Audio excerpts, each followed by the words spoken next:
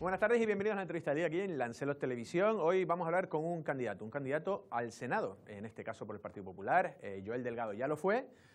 No fue el último porque fue Manuel Fajardo Palarea, pero en este impasse Pedro Sánchez no consiguió gobierno, pues volvemos a la casilla de salida y en este caso tenemos a Joel Delgado, que bueno, vamos a hablar de su candidatura, pero sobre todo también de problemas que hay en Lanzarote y a ver en qué sentido podría él arreglarlos si consiguiera ser senador de Lanzarote. Sin más dilación pasamos a hablar con Joel Delgado. Joel, ¿cómo estás? ¿Qué tal? Buenas tardes, Andrés. Bien. Muchas gracias.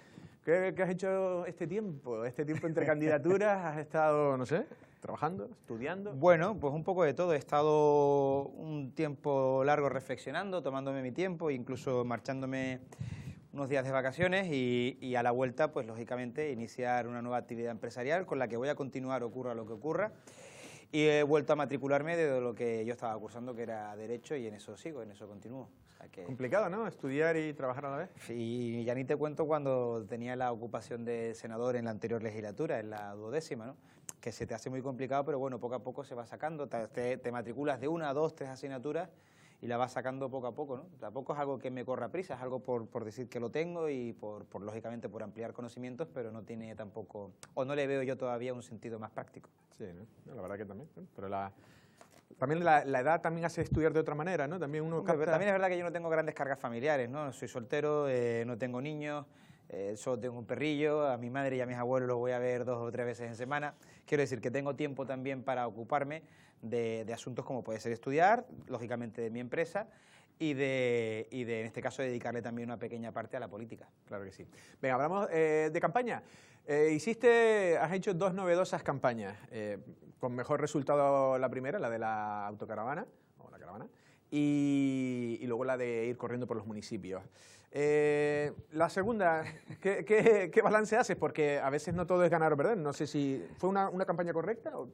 Mire, yo estoy muy satisfecho, de verdad, y si tuviera que quedarme con alguna de las 2 campañas, independientemente del resultado, me quedaría con la segunda, porque la primera fue también digamos, muy original en ese sentido, un candidato que va a quedarse una noche en cada pueblo y lo hace en una caravana y tal, con motivo de acercarte a los vecinos y a los ciudadanos de esos pueblos, y la segunda, la de recorrerme a pie y unir a pie todos los núcleos urbanos de Lanzarote.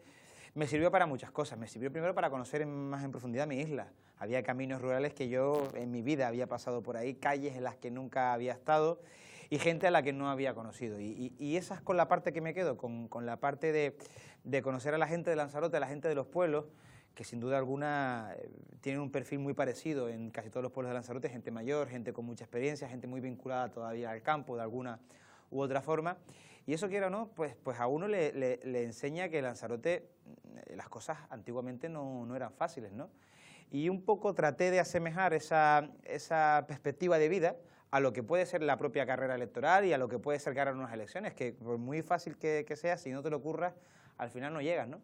Y en esta última, pues como bien dice el dicho y el refranero español, no hay 2 sin 3. Y hay algo preparado, es verdad que es muy modesto, y la excusa es estar en la calle, en vez de hacer el puerta a puerta típico que se ha hecho siempre, es una excusa para estar en la calle, para hablar con la gente, para transmitirle tus ideas, que haya un feedback, que ellos me cuenten también cuáles son sus principales reivindicaciones y sus principales demandas, y en la medida de lo posible pues acercarlas a las Cortes Generales, en este caso al Senado, ¿no? Vale, luego hablaremos de estas cuestiones. Bueno, empezamos hablando también de cuestiones como pretendes volver a ser senador y el Senado está en Madrid, pues vamos a hablar también de cosas nacionales, luego ya iremos pasando a cosas más locales. El tema de Cataluña, ahora, me lo decías antes, tú estuviste en la votación del 155, ¿no? Sí, nos tocó en nuestra legislatura la aplicación del 155, que se aplicaba por primera vez en nuestro país. Nunca antes había tomado esa decisión, nunca antes se había instado al Senado por parte del Gobierno para que así fuera, y la verdad que íbamos a ciegas porque no había ningún decreto que regulara la aplicación del 155 ni su desarrollo, y bueno, el Gobierno fue dando pasos de plomo, siendo muy prudente, proporcional siempre en la respuesta, tratando también de contentar a pesar de tener una mayoría clara, tratando también de contentar a fuerzas como el PSOE y a Ciudadanos, y por eso también nosotros también rebajamos determinadas expectativas. Y bueno, se aplicó, yo creo que con un buen resultado para la normalización, al menos transitoria, en una época en Cataluña, y ahora pues parece que volvemos a las mismas, incluso yo diría que peor, ¿no?, con estas situaciones que estamos viendo en las imágenes todos los días de la Cataluña o la Barcelona incendiada. Ya. Lo que pasa es que el otro día para el informativo no eres tú partidario o no le ves, no ves hueco para el 155 en esta situación.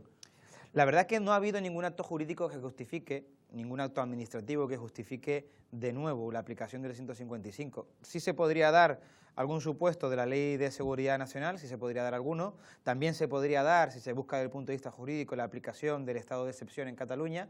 Pero yo creo que en este momento imagino que el Gobierno, al que veo, por cierto, sobrepasado con este asunto, creo que no se esperaba ni mucho menos esta proporcionalidad por parte o como respuesta de los independentistas catalanes a la sentencia del procés, que obviamente tenemos que respetar, pero no veo en el Gobierno ninguna motivación, ninguna idea clara sobre lo que tienen que hacer en Cataluña, más allá de mandar efectivos o más allá de que el ministro la noche de los disturbios esté cenando en un barrio muy conocido de Madrid, ¿no? Es triste que Cataluña siga estando en un olvido para este Gobierno. La situación de muchísimos catalanes que no están en la calle manifestándose y que intentan hacer su vida desde el punto de vista de la normalidad y no son capaces, y desde luego el Gobierno tiene que velar por la seguridad de todos y sobre todo una cosa muy importante, sobre todo y ante todo, que no se conculquen los derechos de aquellos que libremente deciden no ir, que son una amplia mayoría de los catalanes. Sí, ¿no? Lo que pasa es que también, por ejemplo, ¿tú qué harías? Porque la solución, ¿cuál sería la solución? ¿Has dicho como intensificar o controlar más el tema o mayor presencia de fuerzas de seguridad del Estado? Naturalmente, eso uno. Dos, instar ya la aplicación de la Ley de Seguridad Nacional para que, entre otras cosas, se pueda tener un mayor control en las políticas de interior del Gobierno de la Generalitat y, en última instancia, evidentemente, instar al Gobierno a que destituya sobre la marcha, porque tiene potestad para hacerlo, al presidente Torra, que lógicamente no condenó la violencia hasta pasada casi 48 horas de las primeras cargas policiales, ¿no? Con lo cual yo creo que aquí hay un tema muy serio, que el Gobierno tiene que actuar con proporcionalidad, con mucha responsabilidad y sobre todo tratando de ayudarse de aquellas fuerzas que ya tenemos experiencia en haber aplicado determinados supuestos jurídicos en Cataluña, ¿no? Sí, la verdad que la situación está complicada, no sé si ahora está ya menguando un poco, pero bueno. Temas un poco más que nos toca, temas del CIBE. Vuelven a llegar pateras, ya están, bueno, 50 más solo en escasas 5 horas de ayer. La Santa también se está poniendo un poco nerviosa también con determinadas cuestiones, por el albergue y demás. El CIBE parece que ya no funciona.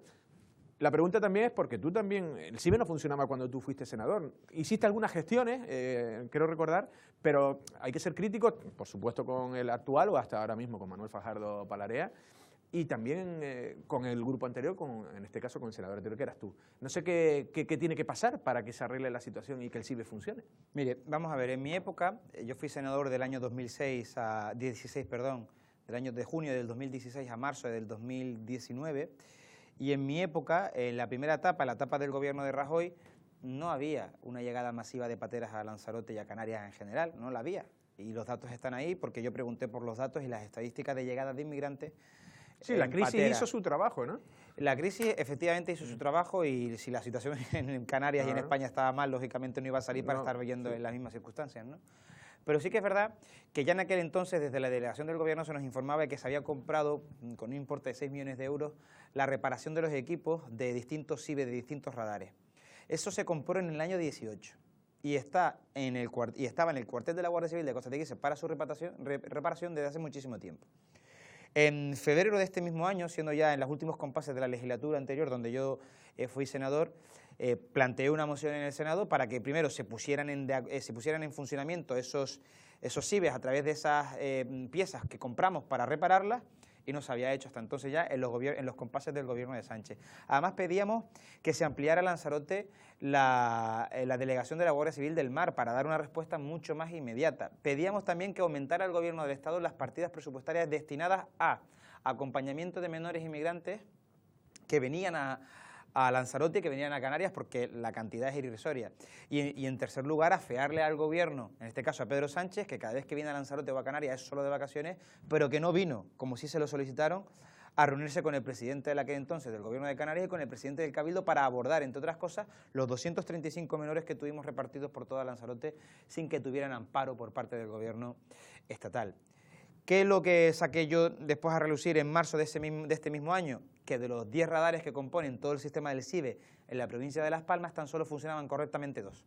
Entonces es muy complicado, ¿no?, que los radares puedan detectar con rapidez e inmediatez la llegada masiva de pateras, como estamos viendo otra vez en estos repuntes, porque es verdad que está coincidiendo también que hay mareas y tiempos buenos. Con lo cual yo sí que le pido al senador que ha estado hasta ahora, que no ha hecho ni una sola gestión al respecto, que se preocupe un poco si vuelve a salir, y si no, si salimos los demás, o salgo yo en este caso, pues lógicamente será un asunto en el que tengamos que insistir, pues como martillo pilón, ¿no? Todos los días retomar allí. eso y, claro, y reparar y luego ya... Claro, exactamente. Que no es normal porque por ahí pasan como, vamos, bueno, las escenas aquellas que llegaban al muelle de la Santa era como... A propósito de esto, yo recuerdo ahora las estadísticas. Desde el año 2012 hasta el año 17, la media era de 80 inmigrantes por año en llegada de pateras, 80 inmigrantes por año. Desde el episodio del Aquarius en Valencia hasta hoy, hasta primeros del año de este mismo año, el número total de personas llegadas de manera irregular eran 837. Es decir, desde que llega el gobierno de Sánchez y toma la medida aquella de mandar el Aquarius al puerto valenciano, de rebajar los controles... ¿Cuándo fue eso? Eso fue en julio del año 2018. ¿No?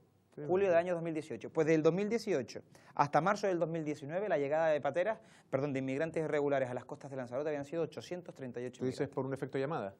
Es obvio, yo creo que es obvio que además coincide en el tiempo y en la fecha en las que se hacen determinadas políticas de rebaje, de control, incluso de anuncios de retirada de concertinas o anuncios que van mucho más allá y que trascienden nuestras fronteras, como en la recuperación de una teórica sanidad universal que nunca se llegó a quitar. Es decir, ese tipo de cosas alientan a las mafias a favorecer la movilidad irregular. Y lo hemos visto con las estadísticas que tenemos del Ministerio del Interior, que no son cosas que me he inventado yo y que además todos los ciudadanos pueden observar en mi perfil de la página web del Senado, ¿no? Vale, seguimos cambiando de tema. Tema de AENA y coches aparcados, porque AENA parece que también a veces hace lo que le da la gana. Aquí también, pequeña crítica, porque tú cuando estabas en el gobierno eras menos beligerante. Sin embargo, ya en los últimos tiempos has sido más duro con el tema de lo que está pasando con esos coches aparcados. Si sales senador, no sé, porque esto hay que solucionarlo, porque parece que el problema está en AENA. O a eso dice San Bartolomé, que no puede intervenir. Mire, no es cierto, don Andrés, y permítame aquí que difiera con usted. Mire, cuando me tocó la responsabilidad de gestionar, bueno, en cierta medida, porque al final mi papel es más parlamentario que ejecutivo, ¿no? Pero sí que es verdad que tuve muchísimas reuniones con el anterior director del aeropuerto para ver qué salida le podíamos dar a aquel asunto, ¿no? Y mire, se consiguieron rebajar las tasas del parking, el precio del parking para el trabajador. Mire, un trabajador que quiera entrar de manera ilimitada, los 30 días del mes, al parking del aeropuerto, paga 22 euros con una tarifa que tienen para ellos. 22 euros. Esto quiere decir que es menos de 1 euro al día. ¿Quién paga hoy en día en Arrecife menos de 1 euro al día por un parking? Absolutamente nadie. Y si además usted es un trabajador de tiempo parcial, que no tiene una jornada completa, tiene usted otro bono de 11 euros al día para 60 horas. Quiero decir que alternativas a aparcar de la manera que hay están. Y en segundo lugar, ustedes no se han fijado que cuando se sale del aeropuerto y se va hacia Arrecife, AENA, que es suelo de ellos, ha colocado unas barras, unos elementos, unas piedras que impiden o imposibilitan el aparcamiento. Sin embargo, en el lado contrario no está. ¿Pero por qué no está en el lado contrario? Porque eso es término municipal de San Bartolomé. A ver, o es que, según dice San Bartolomé, todo es de AENA. No. Esa parte, por eso AENA no ha intervenido ahí, porque no tiene ningún sentido que AENA intervenga solo en un lado y en el otro no, si es de su misma titularidad. Pero es que es titularidad del término municipal. ¿Tú dices que tendría que ir la Policía Local de San Bartolomé a multar esos coches y llevárselo? Yo no sé si debe ir la Policía Local de San Bartolomé o no. Ahora, que San Bartolomé tiene obligación de garantizar la seguridad en esa parte, sí. ¿Sí? Vale, pero además... Porque es término municipal de San Bartolomé. ¿O es que pasa? ¿O es que las guerras con AENA solo es para reclamarle partidas económicas y no para garantizar después la seguridad de la zona? No, yo creo que AENA, el germen de todo este problema está en AENA, que no actúe porque hasta AENA podría, no sé, denunciar, decir, oye, quiten estos coches que están... Mira, AENA, al menos en la etapa en la que estaba el anterior director y con la que yo tuve mucha más relación, estaba siempre en la labor de colaborar con el Ayuntamiento de San Bartolomé. Y se lo dice a alguien que está defendiendo el anterior director, que es una persona que es apolítica, que no pertenece a ningún partido político, que es técnico. Y siempre nos manifestó su total colaboración con el Ayuntamiento de San Bartolomé en este asunto. Incluso, ya le digo, conseguimos rebajar las tasas para que los trabajadores pudieran aparcar a precios razonables. Y si los trabajadores Pero no entienden... todos son trabajadores, ¿no? ¿Eh? Hay mucha gente que deja los coches... Son trabajadores de las empresas que operan en AENA, no son trabajadores de AENA. Ya. AENA, como usted bien sabe, es una entidad participada por una parte pública y por una parte privada que entiende que no tiene que pagarle el parking a los trabajadores de las empresas que operan en AENA. Sí, ellos entienden, y yo en cierta medida lo comparto, de que deben ser las propias empresas quienes costeen los parkings a sus trabajadores, como si hace AENA con lo suyo. Sí, pero yo no voy ahí. Yo lo que te quiero decir es que, y sobre todo los fines de semana se ve más, hay gente que coge, deja el viernes por la tarde el coche y el domingo vuelve y se lo lleva. Me refiero, esos no son trabajadores. Hay mucha gente que no quiere pagar el parking durante el fin de semana. La gente dirá, hombre, si los trabajadores del aeropuerto lo hacen y se ahorran unas perrillas, ¿por qué no lo voy a hacer yo, no? Hombre, hay que intentar también inculcar... que aquello es un peligro, que no solo se pone la seguridad de uno en peligro, sino ponemos la seguridad de los demás también en peligro. Y los de la LZ2, eso también es peligroso. Eso hay que hacer una labor ahí importante y sobre todo ver de qué manera el Ayuntamiento de San Bartolomé también se involucra en esto y garantiza la seguridad de esa zona. Vale, venga, vamos a pasar a otros temas que se nos va luego el tiempo y no hago todas las preguntas. Convenios de carretera. La verdad que ese giro con la moción de censura parecía que Canarias ya tenía preparado su paquete, sus convenios, sus presupuestos. Llega Pedro Sánchez. Bueno, la inestabilidad que ha habido, de hecho hemos acabado unas segundas elecciones. ¿Cómo analizas lo que nos llega o lo que nos pueda llegar por el actual convenio de carreteras que daría luz verde Pedro Sánchez? Mire, yo no le voy a decir que el Partido Popular es el partido del buenismo, pero sí que es verdad que nosotros los acuerdos los firmamos para cumplirlos. Y el señor Rajoy, antes de irse del gobierno, o antes de que lo censurara en este caso, dejó firmado para Canarias 2.100 millones en materia de carreteras y dejó aplicándose la bonificación al 75%, dejó recogido la bonificación del 75% de los vuelos aéreos entre Canarias y la península. El señor Sánchez, al llegar al gobierno, le plantea al ministro Ábalos que diga en sede parlamentaria, ya está recogido, que bueno, que al igual, y la más, recuerdo que el señor Sánchez también lo dijo en el Senado, que al igual hacer el recorte de los 300 millones de euros a Canarias en el convenio de carreteras y pasar de 2.100 a 1.800, oye, que 1.800 no estaba nada mal, ¿no? Es decir, quitarnos esos 300 millones justificándolo con que, oye, que 1.800 no está nada mal. Pero es que si ahondamos más en este asunto, en el asunto que tiene que ver con fomento, vemos como el ministro Ábalos también en materia de bonificación al transporte aéreo, en este 75% que conseguimos negociar tanto Nueva Canarias, Coalición Canaria y Partido Popular en base a los acuerdos del presupuesto general del Estado, vemos que primero intentaron colárnosla con aquello de hay que hacer un decreto, un real decreto para regular este tipo de bonificación. Nos dimos cuenta que era mentira y la presión que se ejerció en el Parlamento Nacional hizo que inmediatamente lo aplicaran y desistieran de esa idea de retraso, ¿no? Y en segundo lugar, unas manifestaciones recientes del ministro Ábalos que decía que al igual los canarios viajamos mucho. Sí, como si nosotros nos entráramos a discutir si los madrileños o los catalanes o los vascos o los andaluces utilizan mucho o no las autopistas. Claro, es que allí se pueden mover en autopistas y en trenes. Claro. Nosotros no entramos a debatir si tienen muchos o pocos kilómetros de vías ferroviarias. Por tanto, oye, nuestra salida, nosotros vivimos en un sitio privilegiado. Nuestros puentes son estos. Naturalmente, nuestra manera de comunicarnos con la península es esta. Ojalá pudiéramos tener alternativas a eso. Pero vivir en el paraíso tiene sus consecuencias. Y nuestras consecuencias son que para la movilidad tenemos un problema. ¿Cómo se compensa ese problema? Con la bonificación al 75%. Y que este señor esté diciendo que va a mirar también la renta de los canarios para ver qué canarios pueden y qué canarios no. Oye, a mí esto me parece humillante. Entre decir que van a mirarnos la renta y que al igual los canarios viajamos mucho, me parece humillante. Esto lo llega a ser un ministro del Partido Popular, y ustedes lo saben perfectamente. Se hubiera montado un follón, un quilombo, como decimos ahora, un follón de narices. Pero como lo ha dicho un ministro socialista, aquí parece que tenemos que claudicar. Pues no. ¿Y qué ha pasado en todo este tiempo? Y esto lo tienen que saber los telespectadores. ¿Qué ha pasado en todo este tiempo? Que hemos tenido senadores y diputados del PSOE de Lanzarote que no han sido capaces de decir, pare usted aquí. Pare usted aquí y explíquenos bien esto, explíquenos por qué faltan 300 millones del convenio de carreteras o explíquenos también por qué se están repensando la bonificación del 75%. Y yo le digo una cosa, Andrés, y se lo digo también a todos los espectadores, como haya un senador socialista y una diputada socialista y el gobierno sea del Partido Socialista, sobre estos asuntos no van a tener oportunidad de replicar, ni de plantear alternativas. Por tanto, es importante que en Lanzarote nos demos cuenta de que tiene que haber alguien que batalle, que trabaje y además que se le ocurre y que le diga al gobierno lo que tiene que decirle en cada momento. Cuando se equivoca, se equivoque. Cuando acierta, que acierte. Pero lo que no te podemos hacer es tener un senador y una diputada que han estado mudos. Sí, que han ido en la sintonía con Madrid. Ya nos hemos ido de tiempo. Última pregunta. El FEDECAN. Bueno, ayer lo decías, lo pasa para quien no lo haya visto en el informativo, venías a decir algo así que era una vergüenza lo que está pasando con este replanteamiento del FEDECAN y esa manera en el que el gobierno de Canarias que dirige o que preside Ángel Víctor Torres está jugando con unos fondos que parecían ya adjudicados y unos fondos, por ejemplo, para el búnker de la radioterapia que Sanidad debería costearlos, pues ahora nos pueden quitar. No sé si has indagado, sabes qué nos podrían quitar y cómo ves la situación esta del FEDECAN.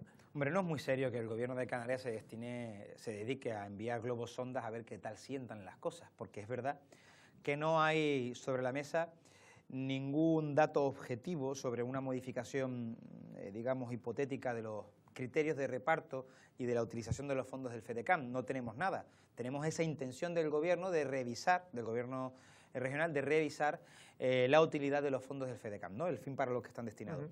Y es muy poco serio que se nos haya dicho a los ayuntamientos y a los cabildos desde hace 2 años que preparen proyectos con base a los fondos del FEDECAN y que ahora nos digan, no, para esto no hay partida presupuestaria, lo vamos a destinar a esto. A priori no es muy serio. Es verdad que el Partido Popular tiene que hacer una reflexión interna para saber qué posicionamiento va a adoptar con esto si realmente se llega a producir, porque, insisto, no hay un documento aún elaborado por el Gobierno de Canarias que desarrolle el cambio de criterio, simplemente una intencionalidad, ¿no? Y sobre intencionalidades poco se puede debatir o poca opinión formada y razonable se puede tener. En ese sentido, nosotros decimos que si eso se llega a producir, al menos así lo entiendo yo, y lo haré saber también a los órganos de mi partido, es que es un error. Es decir, que me dice usted que a partir de ahora en adelante los nuevos proyectos que se generen tienen que estar destinados a esa cuestión, perfecto. Pero los que ya están en marcha tienen que tener su partida presupuestaria y tienen que tener, digamos, una justificación económica, justificación no, yo le diría que tendrían que tener capacidad económica para desarrollarse en base a esos fondos. No me cambie usted el criterio a última hora y me diga que ahora no tengo dinero para afrontar estos 2 años de redacción de proyectos a los que he estado sometido, ¿no?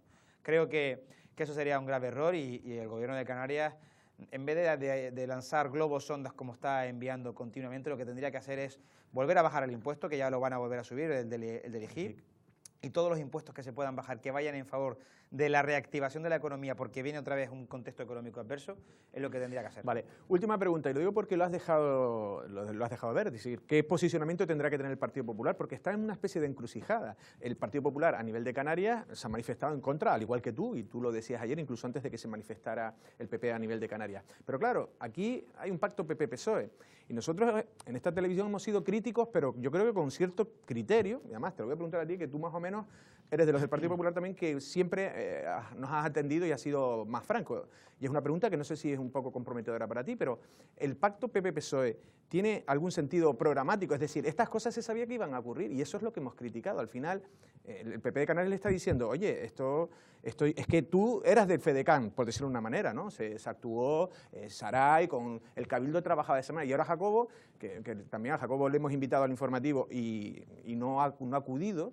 Yo la pregunta es, ¿hasta cuándo vaya a haber un choque? Porque yo no sé si al final va a pasar más cosas de estas en el pacto. Y es a donde quiero ir, que tú me digas si estos son roces porque son diferencia de programa. Bueno, esta semana hay que decir que Jacobo ha tenido una semana complicada, ha perdido a un familiar cercano y es posible que estos días no haya podido atender a los medios de manera puntual porque él también siempre tiene disposición para eso. Y no creo que le suponga un problema justificar la postura del partido en este sentido. Es verdad que hay que adoptarla internamente y en los órganos que corresponden, pero no es menos cierto que los socios de gobierno son los que son, en parte gracias también a la nula gestión de Coalición Canaria de sus propios resultados electorales, y que en este caso el Partido Socialista sabe perfectamente cuáles son las tesis que defiende el Partido Popular.